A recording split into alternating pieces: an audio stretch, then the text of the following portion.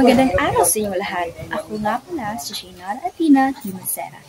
At ngayong araw, ibabahagi ko ang mga leksyon patungkol sa sexualidad at identidad, lalo na sa LGBTQA+ community. Tatalakayin ko ang mga kilalang indie films na Romeo at Juliet at ang huling Cha-Cha ni Anita, kung saan sa aking leksyon, dadako tayo sa kanilang pag-iindak at pamumugkad, lalo na ang temang performativity at ang pagka-lesbian ng mga indie films. Sa panahon ngayon, ang mga representasyon ng mga membro ng LGBTQA+ sa mga pelikula, lalo na sa indie films, ay nagiging mas mahalaga, hindi lamang upang itampok ang kanilang mga kwento, kundi ito ay nagbigay daan para sa mas malalim na pag-unawa at pagpapahalaga sa sexualidad at identidad. Ang mga indie films na katulad ng Romeo at Juliet at ang huling Cha-Cha ni Anita ay nagiging makulay at mas tapat na reputasyon ng mga lesbian at ang kanilang mga suliranin sa lipunan na may sosyal at kultural na hadlang. Mga pelikulang ito ay hindi lamang nagsisilbing isang uri ng sining, kundi isang pahayag ng kalayaan at isang hakbang patungo sa pagbabago sa paraan ng pagtanggap at pagrepresentasyon ng LGBTQA+ sa ating kultura. Ang performativity at ang pagka-lesbian ay ang pangunahing konsepto na sumasalamin sa mga pelikulang ito. Ang bawat isa ay nagpapakita ng mga masinuot na pagganap at pagpapahayag ng kanilang mga sexualidad sa kabila ng normatibong ekspektasyon ng lipunan. At doon nagtatapos ang aking pag-uulat. Muli, ako si Shaynara Atina Limancera. Maraming salamat po. Magandang umaga sa inyong lahat. Ang aking ulat ay patungkol sa performativity at pagka-lesbian, theoretical na pundasyon. Ang teorya ng performativity na unang ipinikalala ni Judith Butler ay tumatalakay sa konsepto na ang kasarian at sexualidad ay hindi mga likas na katangian na ipinanganak sa atin, kundi mga performatibong akto na paulit-ulit nating ginaganap at ipinapakita sa bawat araw. Ayon kay Butler, ang ating kasarian at sexualidad ay hindi mga bagay o likas na fix, kundi mga bagay na hinuhubog ng ating mga aksyon at lipunan na ating ginagalawan. Sa madaling salita, ang performatibo ay hindi lamang sa mga simpleng kilos, kundi sa mga aktibong pagpapakita ng ating kasarian at sexualidad. So, sa pelikulang Romeo at Juliet, ang mga pangunahing karakter ay sina Julia at Rita ay hindi lamang ipinapakita bilang lesbians sa tradisyonal na paraan, kundi ipinapakita sila bilang aktibong gumaganap sa kanilang sexualidad. Ang kanilang relasyon ay hindi serye ng mga performativity mula sa kanilang pag-uusap, mga desisyon at mga simpleng kilos ng pagmamahal at pagkalinga sa isa't isa. Ang bawat eksena ng kanilang pagmamahalan ay hindi isang passive na pangyayari, kundi isang aktibong pagsasabuhay ng kanilang pagka-lesbian, isang performative act na ipinapakita ang kanilang kalayaan na mahalin ang isa't isa.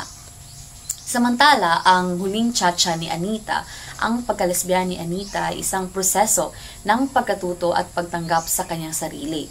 Ang pelikula ay nagpapakita ng kanilang journey mula sa pagiging isang batang palubos na nauunawaan ang kanyang sexualidad patungo sa pagtanggap at pagpapahayag ng kanyang tunay na sarili. Ang mga aksyon ni Anita mula sa kanyang mga pagkilos, desisyon at relasyon ay isang uri ng formative act kung saan ipinapakita ang kanyang sexualidad sa mga aksyon at hindi lamang sa pamamagitan ng salita. Ang pelikula ay isang uri ng pagsusuri sa kung paano ang isang tao sa pamamagitan ng performatibong akto ay nakakahanap ng isang tunay na pagpapahayag ng sarili at pagtanggap sa kanilang sexualidad. Yan lamang po. So, magandang umaga po. Inyong tampon. Ako nga po pala si Willen Grace Abetana. At ngayong araw po ay ako po ay mag-uulat tungkol sa pag-iindak at pumumukadkad sa konteksto ng performativity. Ano nga ba ang pag-iidak o dance? So, ito ay isang uri ng performative act na nagpapakita ng pagkilos at ekspresyon ng damdamin, kasama na ang sexualidad at identidad. So, sa pelikula, ang pag-iindak ay maaaring magsilbing simbolo ng paglabas mula sa tradisyonal na paniniwala at pagyakap ng bagong pagkakatilandan o self-expression. So, ang mga kilos ng pagsasayaw ay nagpapakita ng pagpapahayag ng emosyon, kadalasang konektado sa personal na paglaya. At ito ay isang malakas na representasyon ng performativity sa isang pelikula. So, halimbawa, sa Ang Huling Cha-Cha ni Aneta. So, makikita ang eksena kung saan si Aneta ay nagsasayaw ng cha-cha. So, ang sayaw na ito ay hindi lamang simpleng sayaw, kundi isang simbolikong akto ng kanyang pagbabalik loob sa sarili at pagtanggap sa kanyang tunay na sexualidad at ng kanyang desisyon na tanggapin ang kanyang pagmamahal kay Grace. So, si Kuandi ay si Aneta ay isa siyang lesbian o tomboy na nagmamahal sa nagngangalang Grace. Yes. Ang sayaw ay nagsisilbing isang performatibong ekspresyon ng kanyang personal na pag-unlad at pagiging totoo sa kanyang sarili. So, ang sayaw na iyon ay naging isang performatibong ekspresyon o naging daan ni Aneta para i-express ang kanyang tunay na pagkatao, diba? Ayon sa halimbawa. Narito naman ang pamumukadkad. Sa konsepto ng pamumukadkad ay tumutukoy sa isang proseso ng pag-usbong o pagpapahayag ng mga talento, emosyon at pagnanasa ng mga karakter sa pelikula. Diba? Tulad ng isang bulaklak, siya ay namumukadkad. Like, pinapakita niya kung ano talaga ang tunay na siya.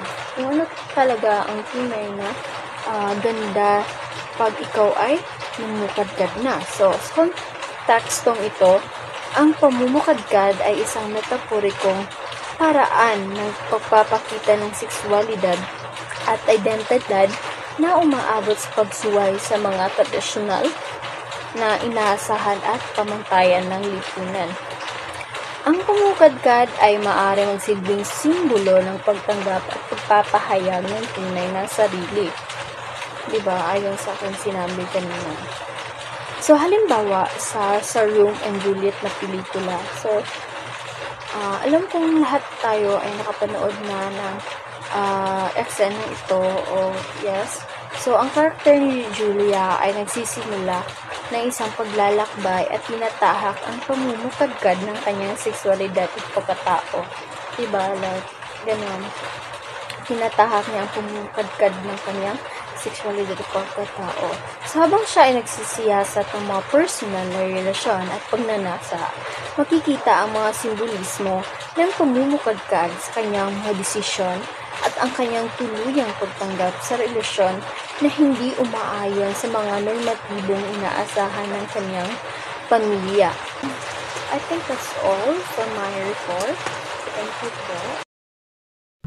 Magandang umaga po ma'am, ako nga po pala si Mary Angel C. Indong at ngayon ay dumako naman tayo sa mga tema at pagtalakay sa kultura ng LGBTQIA+ sa indie films. Ang unang tema ay ang pagkilala at pagpapakita ng sexualidad sa indie films. Ang indie films ay nagbibigay ng espasyo para sa mas tapat at komplikadong representasyon ng sexualidad at sa partikular na kaso ng Romeo and Juliet at Ang Huling Cha-Cha ni Anita, binibigyan nila ng boses ang mga lesbians at ang kanilang mga karanasan sa isang lipunang may mga hadlang at kultural na paghatol. Sa pamamagitan ng mga pelikulang ito, nakikita natin kung paano ang sexualidad ng mga lesbians ay hindi simpleng bahagi ng kanilang pagkatao, kundi isang aktibong proseso ng pagtanggap at pagpapahayag sa isang lipunan na hindi palaging bukas sa ganitong uri ng relasyon. Sa Romeo and Juliet, ang sexualidad ng mga karakter ay hindi ipinapakita sa isang romantisadong paraan lamang, kundi bilang isang seryosong relasyon na tumatalakay sa mga isyu ng pagtanggap, pamilya at lipunan. Ang mga karakter na sina Julia at Rita ay hindi lamang nagpapakita ng pagmamahal, kundi nagpapakita rin ng kanilang pakikibaka upang maipakita ang kanilang relasyon sa harap ng mga mahigpit na pananaw ng kanilang pamilya at komunidad. Ang pelikula ay isang komentaryo sa mga personal na laban na kinakaharap ng bawat lesbian couple na nagsisikap mabuhay at magpatuloy sa kanilang pagmamahal sa kabila ng mga pagkakaiba-iba ng pananaw ng lipunan. Samantala, sa ang huling tiyatsa ni Anita naman, ang pelikula ay nagpapakita ng masalimuot na proseso ng pag-unawa sa sexualidad ng isang kabataan at ang mga pagsubok at karanasan ng batang si Anita sa pagtanggap sa kanyang tunay na sarili. Ang pelikula ay sumasalamin sa kahalagahan ng pag-usbong at pagtanggap sa sexualidad hindi bilang isang simpleng aspeto ng buhay, kundi isang mahirap na proseso ng pag-unawa at pagtanggap sa sarili sa kabila ng mga pangako at paghihirap ng lipunan. Ang pangalawang tema sa pagtalakay sa kultura ng LGBTQIA+ sa indie film ay ang pamana ng indie film sa representasyon ng sexualidad. Ang indie film ay patuloy na nagbibigay ng makatarungang representasyon sa mga miyembro ng LGBTQIA+ na komunidad sa pamamagitan ng mga pelikulang katulad ng Romeo at Juliet at Ang Huling Tiyatsa ni Anita. Sa pamamagitan ng mga pelikulang ito, ang mga lesbian ay nagkakaroon ng boses at representasyon na hindi lamang simpleng nakikita sa mainstream na pelikula, kundi ipinapakita ang mga tunay na pakikibaka at pagnanais na mabuhay ng malaya at maghayag ng kanilang pagmamahal at sexualidad. Ang pamana ng indie film sa representasyon ng sexualidad ay higit pa sa pagpapakita ng mga romantikong relasyon. Ang mga pelikulang ito ay nagiging mga gabay sa kung paano magbigay ng mas malalim at tapat na pagpapakita ng mga karanasan ng mga lesbian at LGBTQIA+ sa pangkalahatan. Sila ay nagsisilbing instrumento para sa mga kabataan, lalo na sa mga naghahanap ng representasyon ng kanilang sarili sa pelikula at sa mga naghahanap ng mga kwentong ng pagmamahal sa kalayaan katulad ng kanilang nararanasan. Ang indie film sa ganitong paraan ay hindi lamang isang sining, kundi isang makapangyarihang plataporma para sa social change at pagpapalawak ng mga kamalayan para sa isyu ng sexualidad at kasarian. At ngayon ay tatalakayin naman natin ang konklusyon. Ang Romeo and Juliet at Ang Huling Tiyatsa ni Anita ay mga pelikulang nagsisilbing makulay at masalimuot na salamin ng performativity at pagka-lesbian sa pelikulang Pilipino. Sa pamamagitan ng pagpapakita ng mga relasyon ng mga lesbian sa harap ng mga hamon ng lipunan, kultura at pamilya, ipinapakita ng mga pelikulang ito na ang sexualidad ay hindi isang simpleng katangian lamang, kundi isang aktibong performatibong proseso na kinikilala, nilalabanan at ipinaglalaban ng bawat isa. Ang mga pelikula ay nagpapakita ng mga karakter na hindi natatakot ipahayag ang kanilang sexualidad, na binibigyan ng pansin ang kanilang personal na laban at kalayaan sa isang lipunan na puno ng paghuhusga at limitasyon. Ang indie films ay nagiging makapangyarihang medium upang maipahayag ang masalimuot na kwento ng mga LGBTQIA+ na tao na hindi natatampok sa mainstream na pelikula. Sa Romeo and Juliet at Ang Huling Tiyatsa ni Anita, hindi lamang nakikita ang mga romantikong relasyon ng mga lesbians, kundi ang mga pagsubok at hamon ng pagkakaroon ng relasyon na may kasamang takot at pagsalungat mula sa lipunan. Sa kabila ng lahat ng ito, ang mga pelikulang ito ay nagpapakita ng lakas, tibay at kaligayahan na nakamtan ng mga karakter sa pamamagitan ng pagtanggap at pagbuo ng kanilang sexualidad. Yun lamang po at maraming salamat.